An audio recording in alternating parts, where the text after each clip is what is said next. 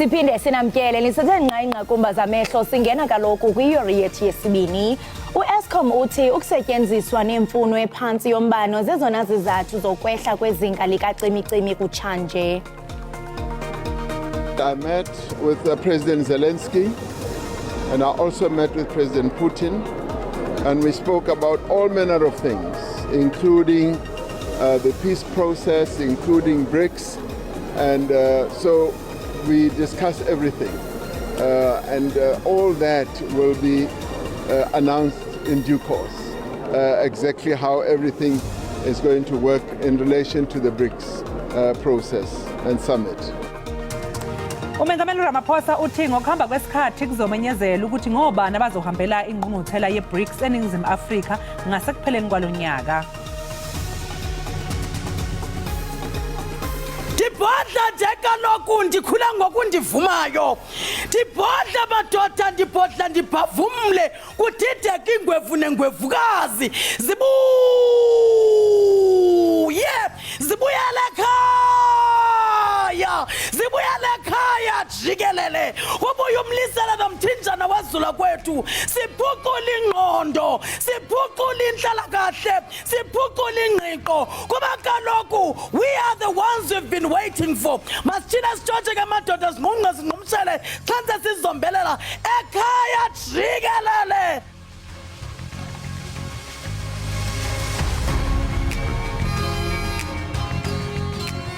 Usamabhizinisi waseVelcom eFreystata uMeleboheng Simela uhlose uqeda ngenkoleloze ngokusetshenziswa komthunzi weinkukhu iCannabis. Ukuveliswa kwentsangu kweli kubonwa njengento ezakunceda kuhlumo lwezoqoqosho. Uthando lukaMoleboheng Simela olwezendalo kwamenza ukuba avelise intsangu nezinto ezisebenzisa intsangu eziluncedo kuluntu. Uvelisa ioyile eyenziwa ngentsangu nezinto zokuthambisa ulusu nenwele, oko eyinxalenye yamaphulo okusetyenziswa kwentsangu naquka ezempilo. I'm a researcher for the University of the Free State for a couple of years now. It's the 5th year now, whereby I've been conducting a research in terms of cultivation and also producing a certain like this oil. So I'm also in the incubation program with CSIR, whereby we are developing prototypes of my CBD oil so that it can be on the shelves. Uthi ukusetyenziswa ioil ezenziwe ngentsangu kuneziqhamo eziliqela nezingenaziphumo zimbi kwimpilo yoluntu. Abo bakhe bathenga kuye bathi wenza umsebenzi oncumisayo. To know that they are just made by a woman that has researched this, and one thing I like about her, she takes her time to meet professors, go to universities and meet people that are knowledgeable, that have accesses to labs.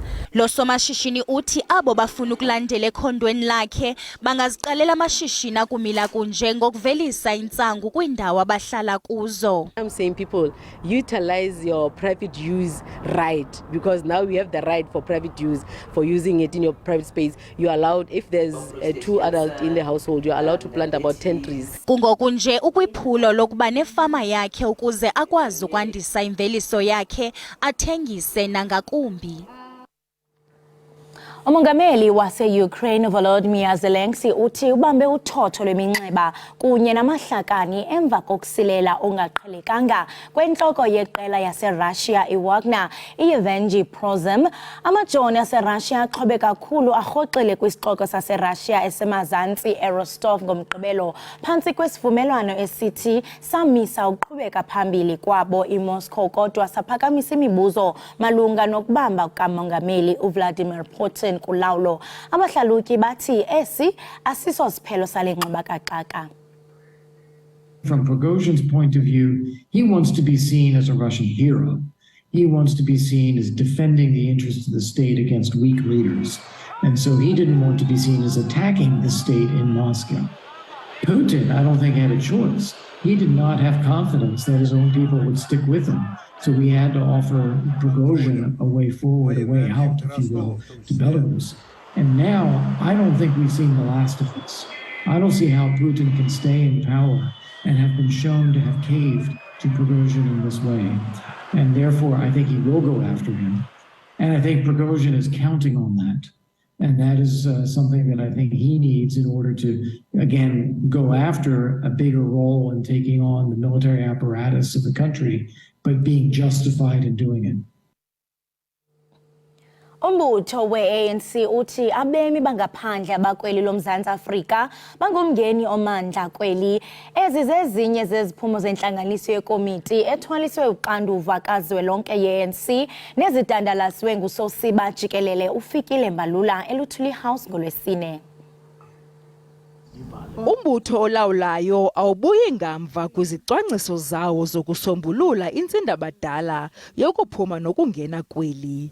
Lo mbutho unikwe ingxelo ngumphathiswa wesebe lezemicimbi yekhaya, uGqirha Aaron Motsoaledi, ngemigaqo-nkqubo eyilwayo nokuphuma nokungena kweli, equka izindululo zobuzwe, ukuphuma nokungena kweli, kunye nemithetho yokukhusela imbacu. Illegal immigrants put a heavy strain on the fiscus with adverse effects on service delivery, the overstretched health sector, high unemployment and poverty. Ngelixa lombutho ububambe inkomfa yawo yama-55 ngenyanga kaDisemba walonyaka uphelileyo, uye wamkela isindululo somgaqo-nkqubo wokuphuma nokungena kweli immigration policy framework neza kukhawulelana nengxaki yokuphuma nokungena kweli okungekho mthethweni. Ukususela ngoko ke urhulumente umile uthe gumulolo ubeka imigomo efana nokurhoxisa impepha mvume zabemi baseZimbabwe iZEP neza kuphelelwa ngoDisemba walonyaka. Illegal immigrants have been a ticking time bomb for the country, which has been an albatross of the ANC-led government to accelerate service delivery at a faster pace. The outbreak of violence as attested to by the violent attacks in Diepsloot, which happened on the 21st June 2023. Le komiti igxininise kubambiswano kwizidingo zeli kunye nezahlabathi jikelele. U-Eskom uthi ukusetyenziswa kunye nemfuno ephantsi yombane zezona zizathu zokwehla kwezinga lokucima kombane kutshanje. Kwintlanganiso yamaqabantshintshi yekomiti yesizwe yeengxaki yezamandla xebe, isigqeba sokuphehla u-Eskom u-Eric uthe kubekho ukuphucuka kweemegawuthi ezingama-3,000 ngenxa yokonakala okumbalwa.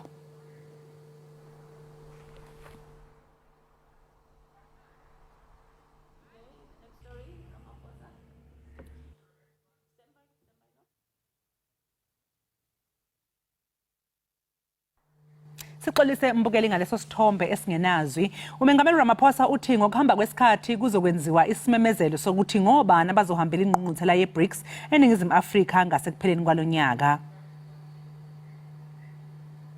I met with President Zelensky and I also met with President Putin, and we spoke about all manner of things, including the peace process, including BRICS, and so we discuss everything, and all that will be announced in due course, exactly how everything is going to work in relation to the BRICS process and summit.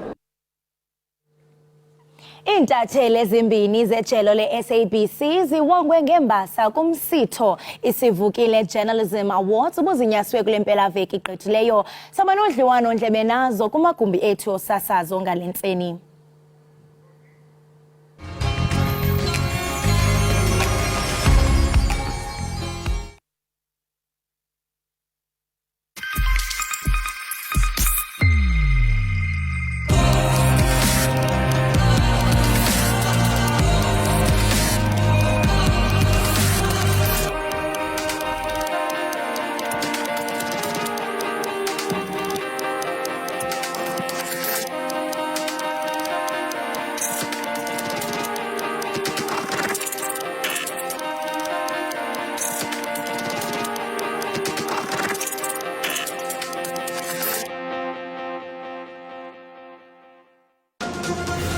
According to a report by Gun Free South Africa, gun violence is the leading cause of murder in South Africa. You have about 9,000 guns that are annually reported to either have been stolen or missing. We have a problem with the influx of guns into our society. Another gruesome mass killing here. It's the availability, it's the easy access to the weapons that's the issue. Let's make it difficult also to obtain guns. It's so difficult to get a licensed firearm, but it's so easy to get the illegal firearm. We're going to get every gun, we're going to find every suspect. Get in touch with SABC News. Call us if you have any news leads, stories, tip-offs, or simply issues you are grappling with as a community. Call us on 011-714-6133. Alternatively, email us at news@sabc.co.za. SABC News, your voice, independent and impartial.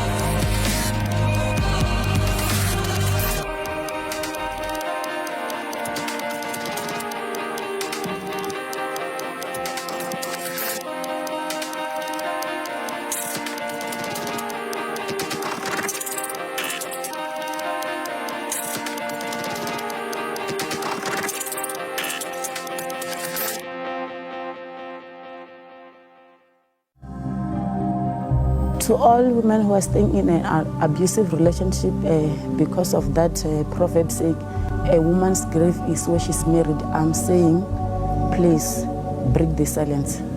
Gender-based violence is very huge. A lot of women want to move out of their abusive and toxic relationships, but they cannot because they don't have the money to buy the expensive stands that the chiefs are charging them, and they do not have the money to also build houses. Breaking away from an abusive relationship is not easy, but it is doable. Let us support women who want to leave. Families must embrace them and love them and help them to start a new life. The powerful craft their messages carefully. But what's the true state of our nation? This is where truth and facts are uncovered. A new platform for fed-up South Africans, where no topic is untouchable. 1 hour of thought-provoking current affairs. Unfiltered news, unfiltered views, unfiltered conversations. With me, Sizwe Mpofu Walsh, on SABC News Channel 404. SABC News, independent, impartial.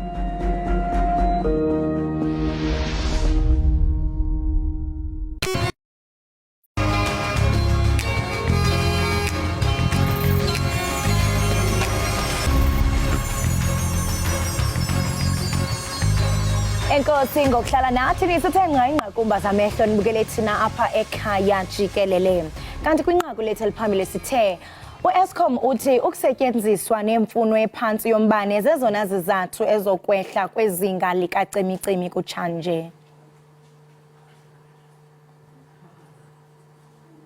Sihlambele mgama mbukeli sizawungena kudliwano ndlebe lethu kunye kaloku nabo abathe baphumelela kwaye ke thina siyabavuyisela ekhaya jikelele.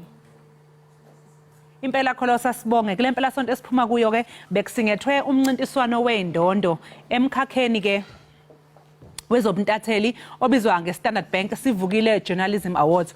Umsebenzi kobuntatheli awakhelwe ukuqhudelana nokuncintisana, kepha ke mbukela inhloso ngqangi ukuvula inkundla ukuthi nomuntu ongebani emphakathini athola ithuba lokuzwakalisa ilaka lakhe. iSABC ke njengomsakazi lomphakathi ayizange ibuye ilambatha ke kulomncintiswano. Intatheli zohlelo lwendaba zomphakathi iCutting Edge osakazelwa lona kuSABC 1 zikhombisile ukuthi ke naphezulu kokujivazwa nezingqinamba ezikhungethe umkhakha wezobuntatheli ikakhulukazi ke umsakazi isimemezelo umphakathi isalokho nje lokoze njalo inhlansi yethemba ngekusasa lobuntatheli noxoxa ke indaba ezithinta ngqo nabantu uNomvuyo Ntanjana uhlabane ngendondo ye lifestyle journalism kwase kuthi ke uCleopatra Jones wakhala wemuka ngendondo ye indigenous language reporting in community media. Sibonga kakhulu ngokuthi banathi namhlanje kuseni sinibingelele ladies and welcome to Ekhaya Jikelele. Thank you so much. Sibonga kakhulu ngokuthi nibe nathi sinihalalisele kakhulu siyayiqhenya ngani. Ake siqale nje ke ngibuze mhlambe ngiqale ngizobuza umbuzo ngizobuza kini nobabili kodwa mhlambe ngiqale ngawe Nomvuyo. Sesibonile ukuthi ena ikhatha eziningi nje imkhakha eminingi ijwayele ukuthi ibe nabantu abasilisa kuyibona abaqhakambiswa kakhulu eintweni. Ucabanga ukuthi ngabe mhlawumbe nabantu besifazane ubona ukuthi selingakanani ibanga selihanjiwe ekutheni nabantu besifazane bameleleke la ikakhulukazi kwi-media nasebuntathelini? Enkosi Noxolo, enkosi ngokuba for having us apha. Ndingathi ewe kudala le field yayi nabantu besilisa nje busitsho kakhulu ababoniswa abacelebratewayo, but izinto ziyatshintsha kancinci. Ewe abafazi bakhona abaninzi ngokule field, but ngokwami ndingathanda ubona ba banikwe more space uba baqhakaze baflourish. Yes, wena Cleo uthini wakumbona? Intenhle ukubona ukuthi a lot of females are being hired in this industry. That is amazing to see. And ukuthi vele manje we are being celebrated as women. Most of the time we are getting that when it's only males that are being represented. So now it's wonderful to see ukuthi women are also embraced and nabo bayaphumelela just the same as men. Hayi cha impela nisibonakaliso na example yokutshengisa uChana abantu besifazane nabo bayaphumelela. Wekli thina SABC kanje sinejoga umthwalo ukuthi kufuneke sisakazele umphakathi at large including nabantu abasemakhaya endaweni ezemakhaya. Wena njenge-journalist mhlawumbe ungathi iziphi ingqinamba oyubhekane nazo mangabe mhlawumbe kumele ukuthi ufinyelele endaweni ezemakhaya? Inkinga yasemakhaya ukuthi abantu bafuna ukuthi bakuthembe kuqala yabo because thina siphuma ngapha eJoburg. So when you go ngale futhi nakhona sometimes language for me because isiZulu sami asikho kahle so it becomes a bit of a challenge for me, but I always have someone with me owaziyo i-community owaziyo abantu bakhona mhlambe you need to mhlambe uqala enduneni kuqala, so you have that someone with you ukuthi ahamba ayokhuluma nenduna kuqala before you can start doing the interviews. But I've never really had ama challenges kangako because people are always receptive, they're always welcoming, but you always need to have someone now who knows the community and the surroundings. Okay, Cleo, since usakhuluma ngendawo ngiyakubona ukuthi uyazi, yabona ufuna ngabuthi awusiyo umZulu kodwa uyazazi induna. Hayi kusho ukuthi uyazi sisi uzongena kuzo zonke indawo. Njengamanje ke ngifuna ukuthi ke sicaphune nje kancane odabeni lolonqobe ngalomncintiswano sibone umsebenzi wakho obwenzile. Ake sibhekeni.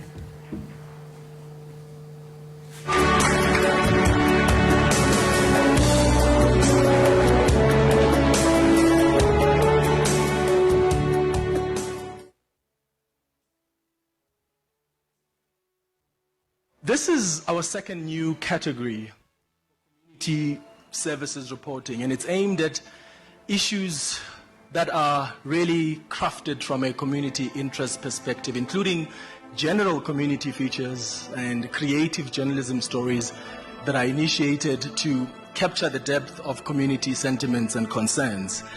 The nominees who can receive this award for the first time ever are: our first ever community service reporting statue goes to Nomvuyo Ntanjana.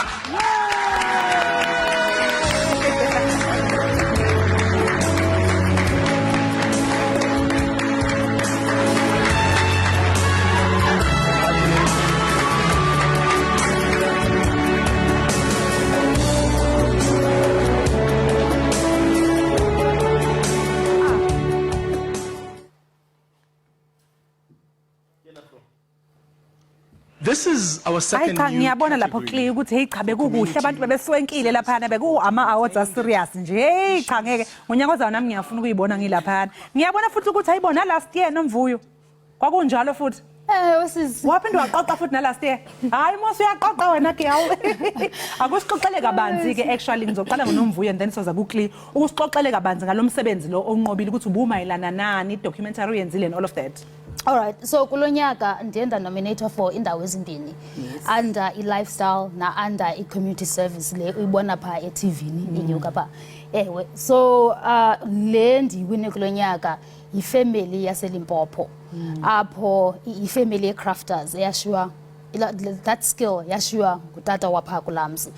So to see ifamily doing whatever it takes to survive kule unemployment rate ibaleseleyo kule minyaka, for me that was heart-wrenching. And also indlela iathi yayo abayenza ngayo, bayahamba baye ehlathini, so sibalandela besiya ehlathini besika khona nomfazi apha kulento besika phayana ngesarha yonke into, so bathwala zonke ezankuni zonke ezenyanda siyabalandela. So mna that blood and sweat engena uba nje abantwana babo batye, from I felt bad that needed to be told. Hayi cha no bekumele ukuthi impela ubiphumelele umsebenzi omngaka uphume nasemahlathini sana.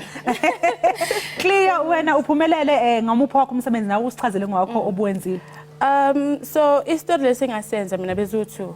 So they combined both of them and then it was body of work. Okay.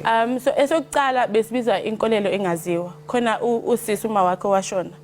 Wakholela ukutheni ukuthi uma ngambeka endlini amthandazela amfastela uzawuvuka. So wamhlalisa endlini for the longest time umphakathi wawuzibuza ukuthi hawu kanti ugogo oyabo. So manje bafonela amaphoyisa because bebesaba ukungena endlini phela usisi unesibaba. Bebesaba ukungena endlini bafonela amaphoyisa bathi hayi ugogo asamboni. Mabafika vela amaphoyisa ugogo leli phansi unamabhayibheli ekhanda usisi akafuna ukungenisa umuntu endlini.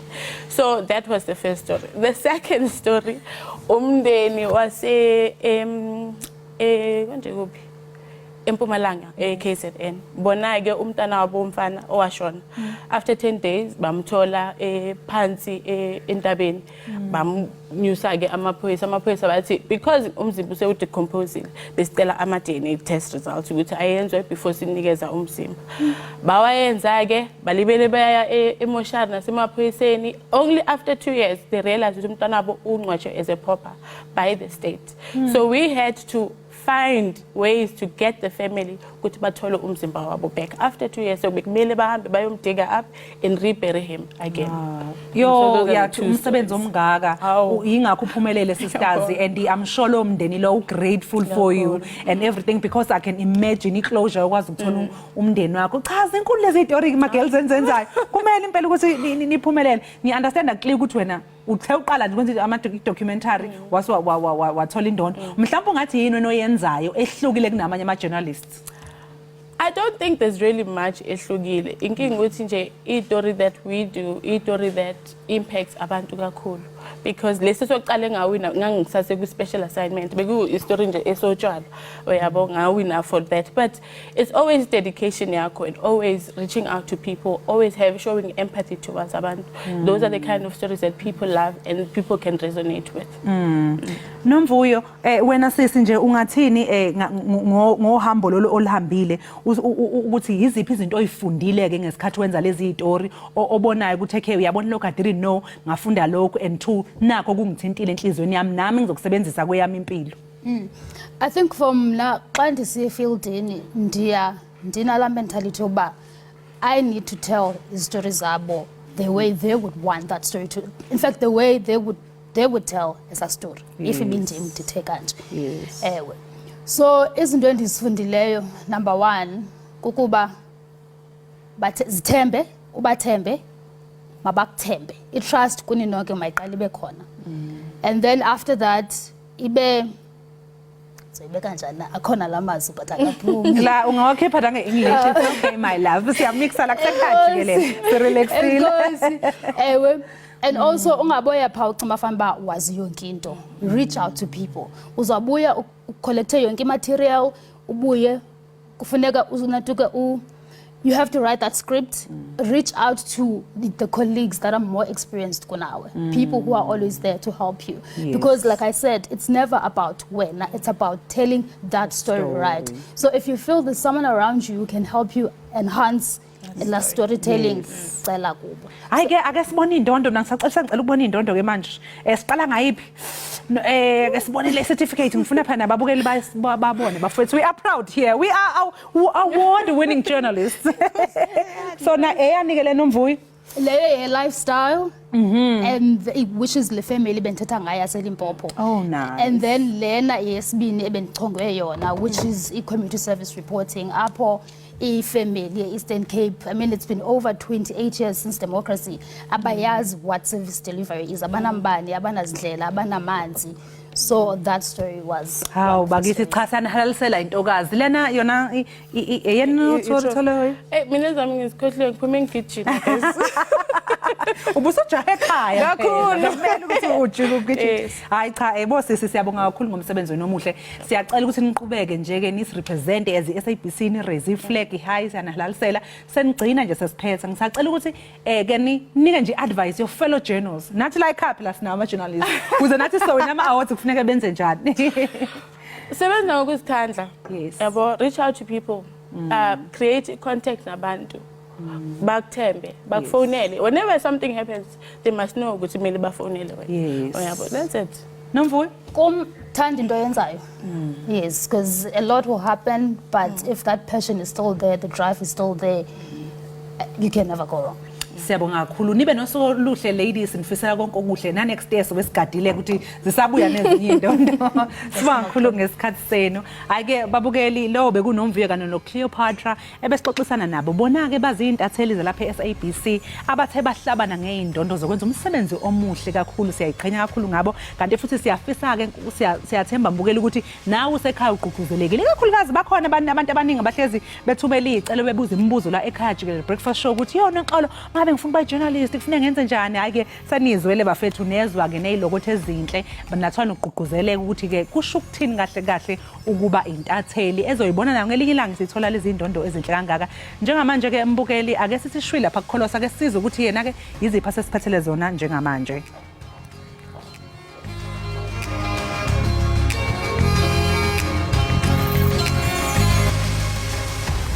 Enkosi ngokuhlala nathi nisasibukele kaloku apha ekhaya Jikelele kwinkqubo ndaba yakho uDTT. Uaphile Mbanza uwongwe ngentshinga kaMistine eThekwini bekushiya nomama uKondla kutshanje elinenekazi elineminyaka 16 lathabatha intshinga. Sinayike namhlanje uaphile. Masikubulise aphile sikwamkele enkqubeni ekhaya Jikelele. Sanibona ngathi ngiyajabula ukuba nani namuhla. Sijabula thini ukuba nawe ntombi kwaye masithi halala ngomsebenzi owenzile. Uziva njani? Ubani uzitsweba ubani uthi hayibondi imlonyani? Ngizizwa ngijabulile kokuqala ngingakhola nami ukuthi yimi lona ongisithini weDurban. Ngaphambi kokuba singene kolukhuphiswano osandula uba uliphumelele, khawusinabele ngohambo lwakho lokuba ungene i-beauty pageants. Waqala nini? Ngaqala ukungenela ama-beauty pageant ngineminyaka ewu-6 ngisangenela ama-competition ey'ngane ey'ncane ngahamba ngesikhathi ngathukiya kancane mase ngabuyela last year ngaphansi kwama-agents awu-2 FCB kanye ne-Chelik. Wow, and siyakubona apha nalapha emifanekisweni into yokubana jonga uthi chuncembe i-step uyasenza indaba okudlala. Ungathi mhlawumbe yeyiphi imicelimngeni okanye i-challenges othe wajongana nazo kuyo le beauty pageant because siyazi into yokubana aniphaya eqongeni niba ngamantombazana amaninzi senditsho uyenza njani wento yokubana i-confidence yakho ihlale i-top notch? Mina indlela engenza ngayo ukuthi ngikholela kimi yenza into ethandwa yimi ngesikhathi esifuna yimi angilibeli ngibukela abanye because angikho influenced by peer pressure. I-peer pressure. Khawusichubele ke ngolukhuphiswano osandula ukuliphumelela. Beliyintoni kwaye uqaqambe njani into yokubana ube nguMiss Teen? Bekuyi-competition ye-Miss Durban sangenela ngoDisemba ngoba simodele ngomhla 24 June. Bekumele phakathi naleso sikhathi bekumele senze i-charity work, sihese, sisize abantu. Leso ngosuku le-competition banje angithanda ngasho i-competition ibi-tough but I made my way through. You? So kangixelele ntombi xa usuke endlini uzongenelela olukhuphiswano uphume uzixelele bajonga ndizobangena njengaphilile ndizophumelela. Ngiphume ngizale confidence ungathi kubaleke njani into yokubana ube ne-confidence kwaye ungathi i-beauty pageants zikunceda njani njengentombazane esakhulayo into yokubana ukhulise i-confidence yakho kuba njengokuba ubutshilo ekuqaleni into yokubana kukho imingeni efana no-peer pressure also nawe mhlawumbi uqonda uba yu ufuna ukufitha in. How do you stand out ube ngu-aphile ungagunqi? Mina angikho peer pressured by other people ngoba ngenza into ethanda yini ama-pageant futhi ayasiza amantombazane ukuthi enze izinto right ekwazi ukuhlangana nabantu abaningi uthola ama-opportunity amaningi ngenxa yokumodela. Khawusithole Thuphe kwi-preparation process kuba ndiyaqonda into yokubana ngaphambi kokuba ube mhle ube right kwelo qonga zininzi izinto okumele uzenze from inwele zakho kuba ndiyabona uba kunalo lokho intle andazi noba izawundilingana namhlawumbi ungandipha yona le pink. So can you just take us through the preparation process uqinisekisa into yokubana yonke into ihamba kakuhle? Ama-preparations abuye abe tough wona kodwa-ke ngitholile ingubo eyami enhle ngenza iy'nwele the day before ngalungisa yonke into nje the day before. Bathini ekhaya bathini esikolweni xa bekubona uba hayibo ugirl is doing the things? Bajabulile kakhulu. No, ndiqinisekile khona ababukeli bethu abakubukeleyo kuba ngoku ndingatsho into yokubana uyi-role model kwaba abalandela emva kwakho. Ungathini ukubakhuthaza nabo mhlawumbe omnye ufumanisa into yokubana unazo insecurities zoba you andifuna ungena because kuthethe izinto ezinje nanje. Ungathini nje amazwi wakho ukuba ubakhuthaze nabo ngenye imini bazibone kule ndawo ukuyo? Mina ngingathi nakuqala kuwe. Into engiphila ngayo njalo ukuthi don't let other people's opinion of you become your reality because everyone is a unique individual. You must never ever give up on yourself. Wow. Believing in yourself is the secret to success indeed. Aphile siyaqonda into yokubana kwi-beauty pageants singatsho sithi ubuhle budefinwa ngendlela ezahlukileyo. Ungathi wena xa udefina i-beauty, is it only into yangaphandle okanye iquka nangaphakathi uba isimilo sakho sinjani? Beauty is not only on the outside, but it's also in the inside. It's about how are you inside. For example, kindness, sweetness, that's the beauty, the real beauty. It's not about your physical appearance, it's about you. Wow, iphakathi lakho linjani? Aphile siyaqonda yokubana kaloku kwezi beauty pageants kuye kube khona imibuzo eniyibuzwa zi-judges. Ngophi umbuzo obubuziweyo kule imistini yakho? Umbuzo ukuthi what do you think Miss Durban's qualities are? Eke khawusasu sixelele into yokubana what qualities are needed for you to be uMistini?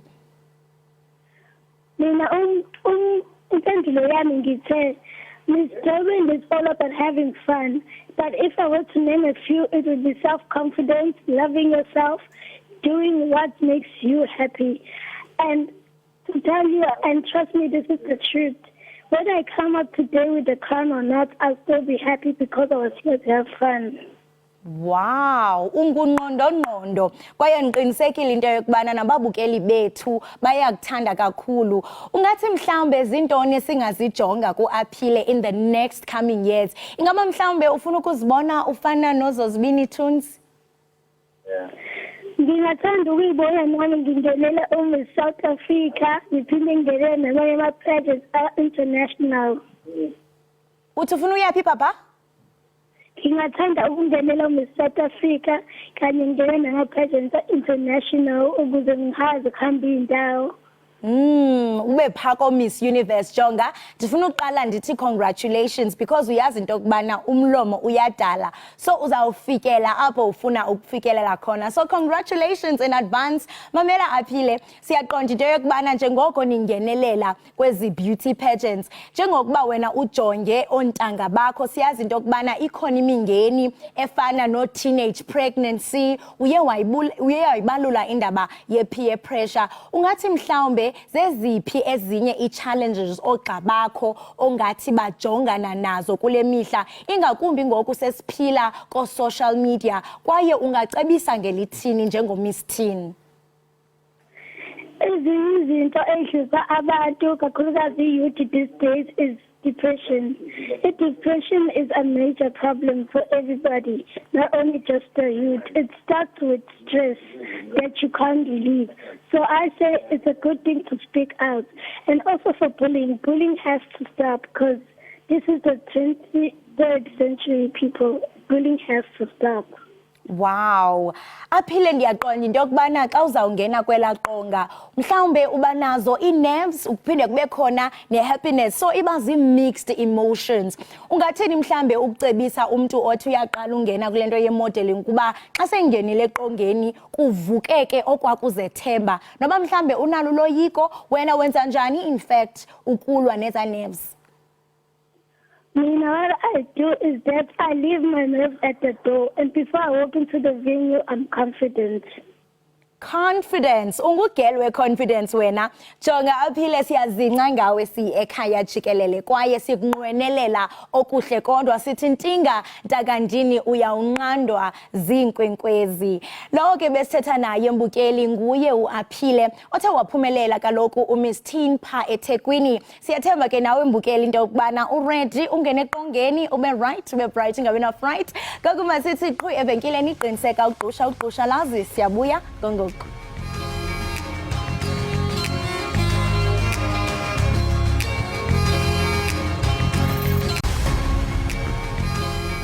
Enkosi ngokuhlala nathi nithe nqanqa kumbaza amehlo nibukele thina apha Ekhaya Jikelele.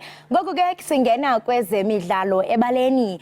Kwintenetya wenze imbali phezolo uAlexandra Boblik ngethuba ebhulela amasaka uAndrew Rublev ngamanqaku ku-6 ku-3 ku-3 ku-6 naku-6 ku-3 ukuphumelela itumente iHale Open. Kusenjalo uCarlos Alcaraz waseSpain uzibonakalisile kwiWimbledon ngethuba ebetha uAlex de Mena ngo-6 ku-4 ku-6 ku-4 ephumelela intshinga yetumente iQueen's Club ebuyela kwindawo yokuqala kwihlabathi. Abathandi bebhola lomnqakiswano nezakhamuzi zaseKimberley bakuthakasela ukulethwa kwendebe yomhlaba ye-netball eNorthern Cape. Le ndebe yemukelwe ngesasasa eKimberley kanti ke nabalandeli bebeyimisela ukuthatha iy'thombe neyeqembu iProteas. Yamukelwe ngezishushu indebe yehlabathi eKimberley khange bakwazi ukuzibamba imincili abalandeli. We're very excited and we're very happy that it's here, and we personally feel that SA is going to win the cup. Abasakhasa kulo mdlalo bathi bafumana inkuthazo ethi ngenye imini baza kudlalela iqela lesizwe. I feel so excited and I feel so overwhelmed because it is the first time seeing the netball trophy coming to Kimberley. Kulindeleke le ndebe ityelele zontlanu izithili zomntla koloni phambi konkutingela eMpuma Koloni. There are netball players here that needs to be inspired, that needs to see that they are also considered as netball players. They don't just affiliate for nothing. They are part of the trophy tour and they are part of celebrating the World Cup that is coming for the first time in 60 years in South Africa. Abathandi nabalandeli balinqwenelele impumelelo iqela kwindebe yehlabathi. Ichita zintshatsheli zeCurrie Cup ka-2023 zibhukuzela ethulini iPumas ngo-25 ku-17 kwibala laseFreystata eBloemfontein kule mpelaveki igqithileyo. Akwahlanga kahle kuBrad Binder waseningizimu Afrika ngemva kokuhlawuliswa emlenzeni wokugcina ngenxa yokweqa umkhawulo womzila ukusubathwa kuwona wabeke sehlelwa kanjalo kuDutch Motor GP eNetherlands izolo ntambama. uBinder uqede isithathu kodwa ke wase ehliselwe endaweni yesine kulomjaho ngemva kokuthi uFrancesco Bagnaia noMarco Bezzecchi ophume isibili. uBinder kuphinde wajeziswa ngecala elifanayo emidlalweni yokuhlunga ngomgqibelo. Umqeqeshi webanyana uDesiree Ellis ubize iqela labadlali abangama-23 lokugqibela kwindebe yehlabathi yabasetyhini yeFIFA 2023 ezakuqhutyelwa eAustralia naseNew Zealand ukususela ngomhla wama-20 kwinyanga ezayo nantsi ingxelo. Both experience and youth as well. Because experience won't help us if it doesn't add value anymore. So we look at who can add value to the team, the way we play, look at the numbers we have in different positions, players that are available when we change, etc. So we look for players for every eventuality, some multifunctional players as well. Umdlali weSenegal uKhalidou Koulibaly usezoyogijimela iqembu iAl Hilal esuka eqenjini eligijima ku-English Premier League iChelsea. Leli qembu lase-Saudi Arabia limemezele izolo ukuthi uKoulibaly usengumdlali walo. Kubonakala nje kuchwaza enkundleni zokuxhumana ngesikhathi iqembu lifaka uKoulibaly nomhlangano nomengameli weqembu uFahad bin Nafel ecinkontileka yokudlala kuleli qembu waseke enikezwa nejezi elingunombolo 3. Mbukeli ake siqunga sedolo sizobuya emva komzuzwana.